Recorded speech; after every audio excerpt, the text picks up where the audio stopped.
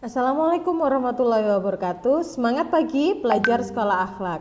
Hari ini tanggal 16 September 2020, Ustazah akan membahas materi tentang kisi-kisi dan pembahasan soal persiapan PTS semester Gasal tahun pelajaran 2020-2021.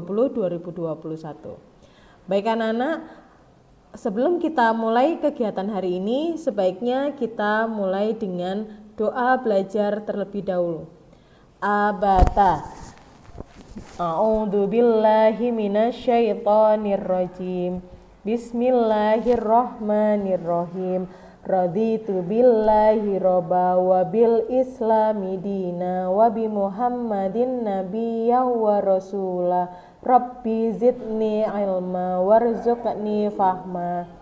Birahmatika ya arhamar rahimin. Baik anak-anak, semoga apa yang kita lakukan hari ini mendapatkan manfaat dan pastinya mendapatkan ridho dari Allah Subhanahu wa taala. Baik, agenda untuk hari ini adalah yang pertama, Ustazah akan menjelaskan kisi-kisi tentang soal-soal PTS Mapel Matematika. Yang kedua, Ustazah akan membahas soal tentang pola bilangan dan koordinat kartesius pada soal penilaian harian yang pertama, kemudian yang kedua berselanjutnya yaitu pembahasan soal tentang relasi dan fungsi. Baik, untuk kisi-kisi PTS semester Gasal ada 30 soal, di mana 30 soal itu kalian bisa pahami dari kisi-kisi yang terletak pada layar, yaitu yang pola bilangan itu akan muncul 12 soal. Kemudian bab kartesius akan muncul sebanyak 9 soal, kemudian untuk bab relasi akan muncul 9 soal. Ya. Insya Allah soal-soal yang akan Ustazah berikan sudah Ustazah berikan ke anak-anak sebagai latihan, ya. Jadi tidak jauh dari soal-soal yang sudah kalian lakukan. Oke. Untuk pembahasannya, Ustazah akan mulai dengan penilaian harian yang pertama, yaitu tentang koordinat kartesius dan pola bilangan. Kemudian pembahasan yang kedua, kita akan belajar tentang pembahasan relasi dan fungsi. Oke, kita akan bahas satu persatu. Simak baik-baik ya, dan jangan lupa kalian siapkan alat tulis dan buku matematikanya. Oke, next.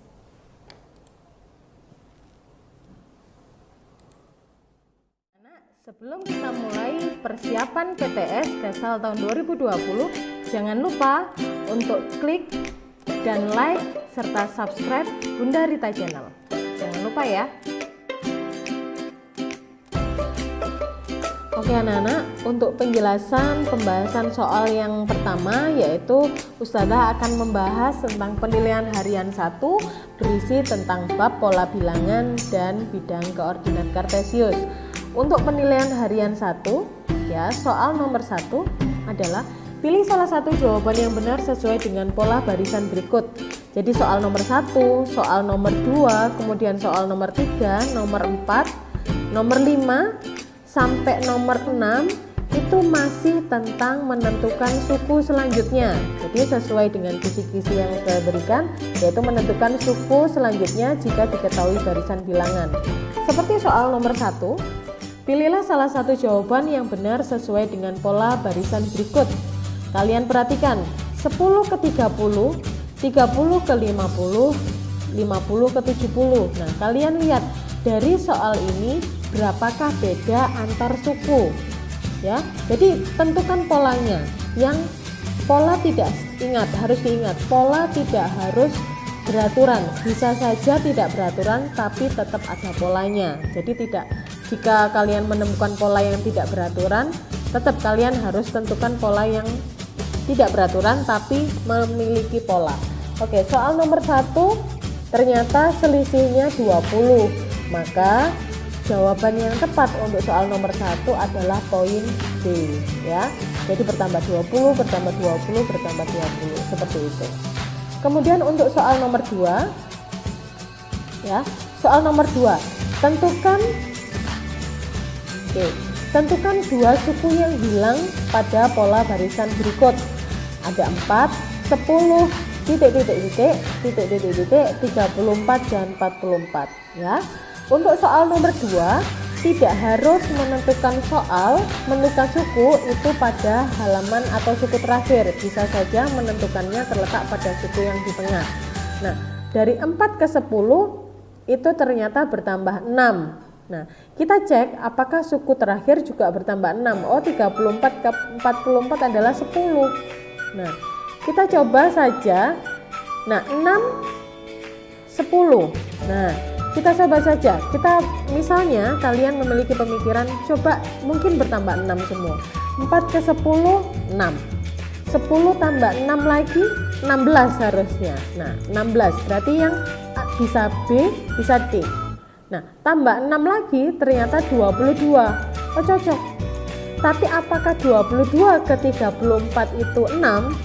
Ternyata tidak. Jadi jawabannya bukan B. Nah, apakah yang D? Kita lihat dulu, 4 ke 10, 6. 10 ke ini 6. Nah, ternyata 16 ke 25 bukan 6, berarti bukan itu. Nah, jawabannya adalah yang C. Kok bisa, Ustazah? Jadi 4 ke 10, 6. Suku selanjutnya bedanya 7, suku selanjutnya bedanya 8, suku selanjutnya bedanya 9, kemudian suku selanjutnya bedanya 10. Coba kalian cek. Oke, soal yang nomor 3 sama. Tapi soal yang nomor 3 adalah kalian tidak harus menentukan pola, itu tidak harus menjumlah atau mengurangi. Bisa saja seperti nomor 3. 9 ke 30, oh dibagi 3. 30 ke 10, oh dibagi 3. Berarti suku selanjutnya dibagi 3. Maka jawabannya adalah yang A. 10 bagi 3, 10 per 3 dibagi 3 lagi, 10 per 9 dibagi 3 lagi, 10 per 27. Seperti itu. Jadi sama halnya nomor 4 ya. Nomor 4 itu yang betul adalah yang A ya. Jadi nanti kalian coba dipelajari lagi. Kemudian nomor 5. 5, 4, oh berkurang 1. Terus 4 ke 9 bertambah 5. 9 ke 8, oh berkurang 1, bertambah 5, berkurang 1, bertambah 5. Maka suku selanjutnya maka berkurang 1, bertambah 5. Jawabannya adalah yang C ya, yang ini. Oke, soal nomor 6. Nah, kalau soal nomor 6 itu adalah barisan Fibonacci. Coba kalian pelajari lagi macam-macam barisan bilangan ya. Ada barisan bilangan genap, bilangan ganjil. Jika kalian menemukan barisan bilangan Fibonacci, maka kalian perhatikan dua suku awal. 4 tambah 4, 8. 4 tambah 8, 12. 12 tambah 8, 20. Maka suku selanjutnya adalah 12 tambah 20, 32. Ya. Selanjutnya 20 tambah 32, yaitu jawabannya yang B, 52 terus 84 ya. Itu soal yang tentang menentukan suku jika diketahui barisan bilangan. Kemudian yang selanjutnya adalah menentukan suku jika kalian ketahui rumusnya atau kalian ketahui persamaannya ya. Soal nomor 7 ini kalian bisa mendatar ya. Berapa banyak batang korek api? Hati-hati, batang korek api itu berbentuk garis ya. Jadi untuk korek api yang pertama, yaitu batang korek api yang pertama ini sebanyak berapa? Oh 1, 2, 3, 4, 5, 6, 7. Suku yang kedua ada 1, 2, 3, 4, 5, 6, 7, 8, 9, 10, 11. Berikutnya, maka berapakah pola ke-15? Ya, jika kalian lupa untuk rumusnya, kalian bisa mendatarkan berapa selisih dari setiap sukunya. Oke, untuk yang nomor 8 ya, kalian cocokkan. Jika paling enak untuk menentukan rumus adalah cek yang terakhir, maka suku ketiga jika dimasukkan di rumusan 4 untuk suku ketiga berapa banyak korek apinya? 1, 2, 3, 4, 5, 6, 7, 8, 9, 10, 11, 12, 13, 14, 15. Maka jika dimasukkan angka 3 maka berhasilnya adalah 15. Coba yang A, 4 ditambah 3 kali 3, 9 tambah 4. Oh ternyata 13, berarti bukan. Yang B, 3 ditambah 4 kali 3, 12, maka hasilnya yang B. Seperti itu ya. Itu untuk bahasan yang bagian selanjutnya adalah tentang koordinat kartesius. Koordinat kartesius yang dibahas adalah menentukan letak suatu titik, menentukan letak koordinat titik jika diketahui kuadrannya, kemudian yang ketiga menentukan hubungan posisi garis yang terletak pada sumbu koordinat. Oke, Ustazah akan tampilkan soal penilaian yang kemarin.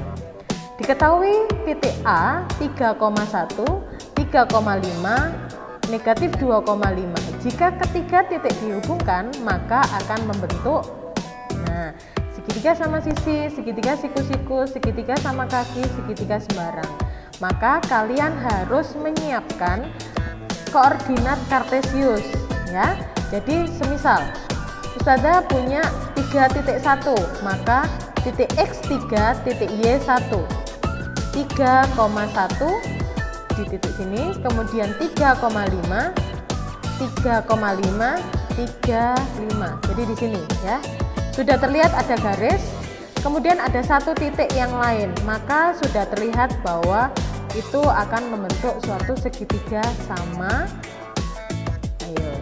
segitiga siku-siku. Oke, jadi jawabannya adalah segitiga siku-siku.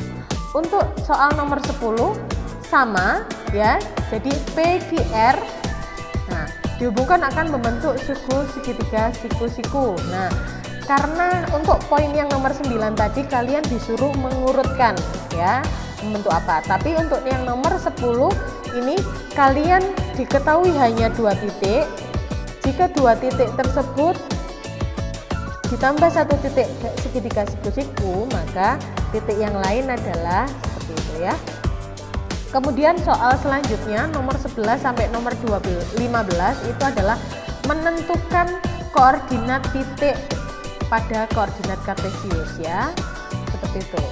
Nah, yang kalian harus pahami untuk menentukan titik itu dimisalkan dengan X dan Y, maka angka awal adalah yang terletak pada sumbu X. Misal B, Burita punya B ini kalian turunkan ke sumbu X, jret, berarti poin 4.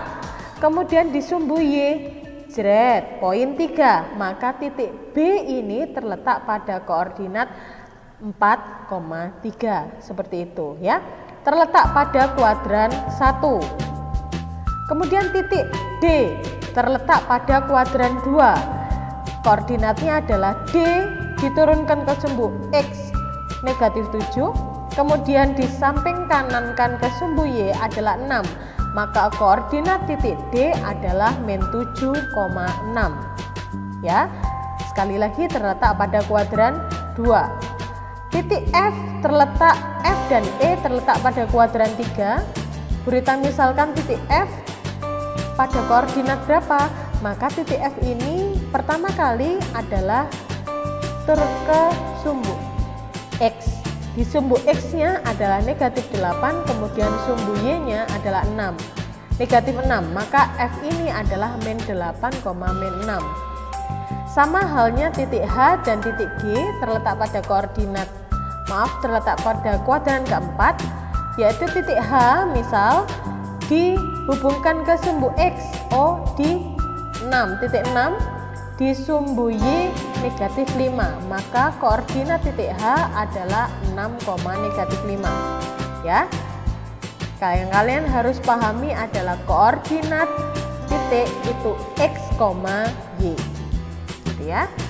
Itu tadi juga sekalian untuk menentukan kuadran. Kemudian menentukan posisi garis. Posisi garis itu ada 3, sejajar, tegak lurus, dan berpotongan. Jika sejajar maka tidak akan berpotongan ya, cirinya sejajar maka garis tersebut tidak akan berpotongan. Semisal garis K sejajar dengan garis L, tidak akan berpotongan. Jika garis K diperpanjang dan garis L diperpanjang, tidak akan ada titik perpotongan ya. Kemudian yang kedua adalah posisi titik yang tegak lurus. Misal K tegak lurus M, karena ada perpotongan titik di sini ya, garis K dan garis M di sini, dan sudut yang dibentuk antara garis M dan garis K adalah sebesar 90 derajat. Itu dinamakan tegak lurus ya. Kemudian yang ketiga ada yang berpotongan ya. Seperti ini berpotongan. Tapi jika garisnya miring ya, misalnya di sini Bu Rita gariskan miring. Nah,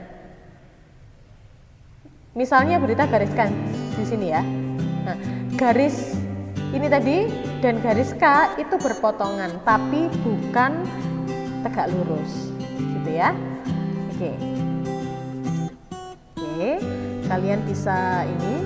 Kemudian ada jarak garis K terhadap sumbu X. Nah, coba dilihat garis K. Garis K terhadap sumbu X. Nah, jadi dilihat berapa satuan? Oh, 1, 2, 3. Jadi posisinya terhadap sumbu X 3 satuan. Misalkan garis M terhadap sumbu Y, ya kalian hitung saja 1, 2, 3, 4, 5. Ya, itu posisi garis terhadap sumbu. Sesimpel itu ya, jadi kalian harus perhatikan. Itu adalah pembahasan soal yang koordinat kartesius. Oke, kita next masuk ke relasi dan fungsi. Baiklah, untuk pembahasan terakhir tentang relasi dan fungsi. Di pertanyaan sebelumnya atau soal latihan sebelumnya, Ustazah berikan 3 latihan soal tentang relasi dan fungsi.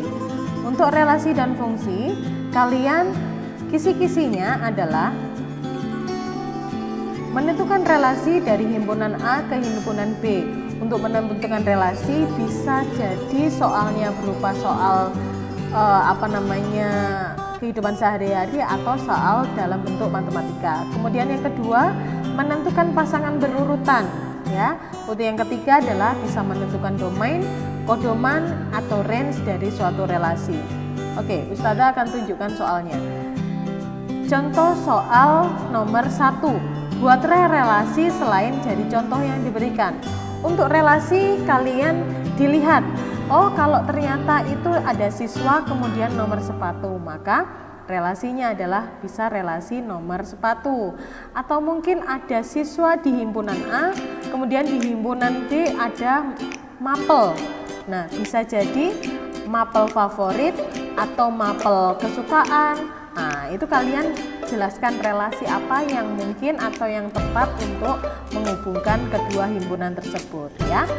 Atau misalnya Ustazah pernah memberikan contoh yaitu tentang bab relasi ya. Jadi misalnya Ustazah punya soal seperti ini. Nah, ya. Jika punya himpunan A, kemudian himpunan B, ya, kemudian relasinya lebih dari. Nah, maka 3 itu lebih dari berapa? 5 itu lebih dari berapa? Kemudian 7 lebih dari berapa? Ingat, relasi itu adalah aturan yang menghubungkan antara himpunan A ke himpunan B. Tidak berlaku sebaliknya, ya. Jadi 3 lebih dari 2. 5 lebih dari 2, lebih dari 3, lebih dari 4 ya. 7 lebih dari 2, lebih dari 3, lebih dari 4 dan lebih dari 5. Seperti itu ya. Maka relasinya ada lebih dari. Oke. Kemudian soal yang selanjutnya. Nah, jika seperti ini, oh ternyata kuadrat dari, maka 4 kuadrat dari 2 dan seperti itu ya. Seperti itu contohnya.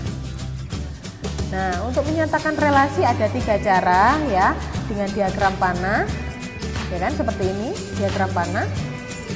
Kemudian ada unsur, nah ini yang harus kalian ingat-ingat ya. Jadi domain itu adalah semua anggota di himpunan A. Kodomain adalah semua anggota di himpunan B. Kemudian range itu adalah anggota himpunan B yang punya pasangan dengan himpunan A, ya. Bisa jadi range itu sama dengan kodomain, atau bisa jadi pula seperti contoh yang Burita berikan ini, anggota range tidak sama dengan anggota kodomain, ya. Jadi jika kalian tepat menghubungkan, maka juga akan tepat menentukan domain, kodomain, dan range-nya. Menyatakan relasi dengan hubungan pasangan berurutan, ya. Jadi misalnya seperti ini. Nah, atau diagram kartesius, hampir sama seperti diagram. Yang penting ada sumbu X dan sumbu Y, ya. Nah, seperti itu. Itu di. Oke. Misal soal nomor 1. Relasi yang dapat dibuat dari A 2345, B 49 16 25. Apakah lebih dari, apakah akar dari, apakah kelipatan dari, apakah kuadrat dari. Nah, apakah lebih dari? 2. Apakah lebih dari? Nah, nggak mungkin. Jangan sampai himpunan A itu tidak punya pasangan. Jadi nomor 1 yang A bukan. B akar dari 2 akar dari 4. Oh bisa. 3 akar dari 9 bisa. 4 akar dari 16 bisa, 5 akar dari 25 bisa. Maka jawabannya yang B, ya. Kemudian soal selanjutnya. Nah, tentukan pasangan berurutan dengan relasi setengah dari 1 setengah dari 2, ya. 3 setengah dari 6. Maka himpunan pasangan berurutannya yang tepat 1,2, 3,6, 4,8, 5,10, ya. 12 tidak ada pasangannya, tidak apa-apa. Yang penting 1, 3, 4, dan 5 memiliki pasangan. Oke, yang ketiga, himpunan pasangan yang tepat pada koordinat di samping. Nah, yang A min 5,6, B 1,4, C 6, -4, D sumbu X-nya 0, -9.